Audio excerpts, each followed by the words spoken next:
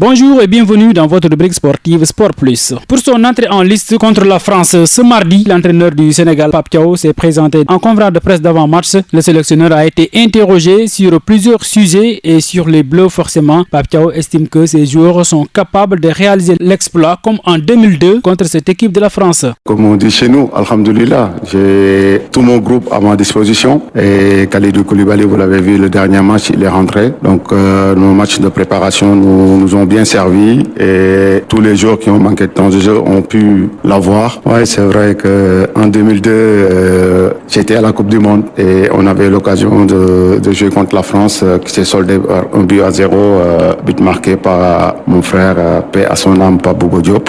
Et aujourd'hui, me voilà encore sur le banc du Sénégal pour coacher mon équipe, pour aller chercher encore la victoire parce que quand même on joue nous tous nos matchs pour gagner et on prépare tous nos matchs de la même manière et on continue maintenant on sait qu'on sera en face une bonne équipe française, un match qui va être très difficile et nous on est préparé à ça. Enfin, comme vous venez de le souligner, ils ont des joueurs vraiment classe mondiale, mais nous aussi on en a et nous on se repose plus sur notre collectif et espérons que demain la réponse sera là.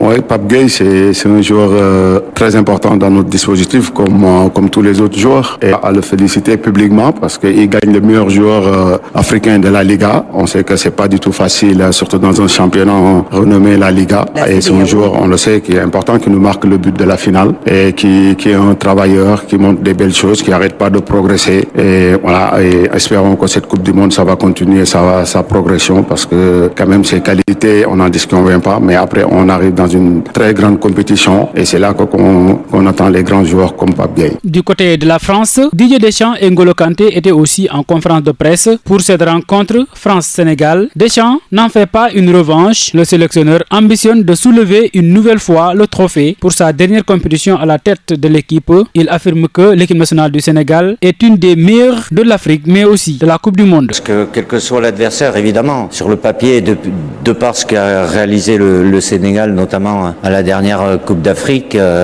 évidemment, c'est un adversaire de très très haut niveau, mais les autres adversaires qu'on a eu sur les Coupes du Monde précédentes, il y a la même attention, le même respect.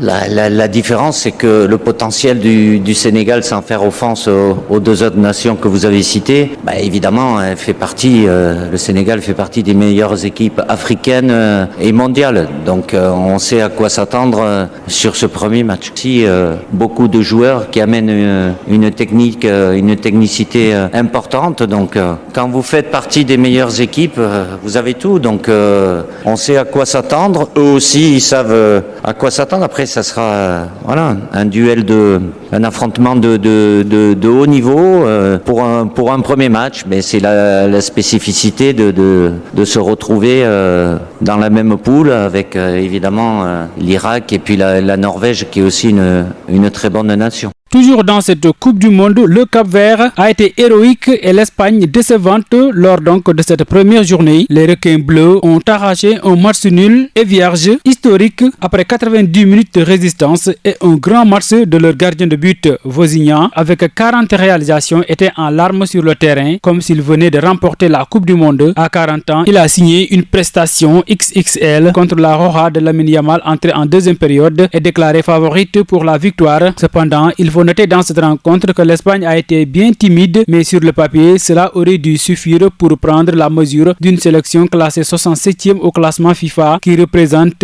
un archipel de 500 000 âmes et qui n'était pas parvenu à se qualifier pour la dernière CAN. Mais le football ne répondait pas toujours à ces logiques-là, encore moins dans une Coupe du Monde, encore moins quand on joue avec le cœur. Dans cette rencontre, les images des Capverdiens, les yeux emplis de fierté applaudis par les quelques maillots bleus présents aux tribunes au milieu de la marée rouge. Ceci était infiniment plus belle avec 26% de possession de balle et un seul tir cadré sur le match. Les requins bleus étaient héroïques avec l'Uruguay et l'Arabie Saoudite à jouer encore pour la fin de la phase de groupe. Le Cap-Vert peut se contenter de ce point et espérer au moins une victoire pour assurer la qualification dans ce groupe H. L'Égypte peut avoir des regrets opposés à la Belgique lundi soir pour leur entrée en lice à la Coupe du Monde. Les pharaons fidèles à eux-mêmes ont longuement montré un visage conquérant face au Diable Rouge prolonge devant au score grâce à un superbe but d'Emam Achour. Les Égyptiens ont finalement cédé et doivent se contenter du nul, un but partout. Nous allons terminer en lutte avec frappe. Au lendemain de sa victoire sur Prince, Lac de Guiers 2 a réaffirmé sa volonté de ne plus se frotter aux jeunes lutteurs. Il en a outre indiqué qu'il se tenait prêt à affronter François-Émile Gomis, dit Franc, et tous les autres ténors de l'arène. Auteur de 17 victoires en carrière, le Diato de Guédiawaye dit vouloir des combats chocs pour la suite de sa carrière. Et si beaucoup évoquent son possible combat avec Franc, 16 combats, 16 victoires, le pointeur du Waalo affirme qu'il ne peut pas se fixer uniquement sur le Ndiago Or, car ce n'est pas seulement son adversaire potentiel. C'est tout pour aujourd'hui dans Sport Plus. Merci de l'avoir suivi. Rendez-vous demain pour un autre numéro.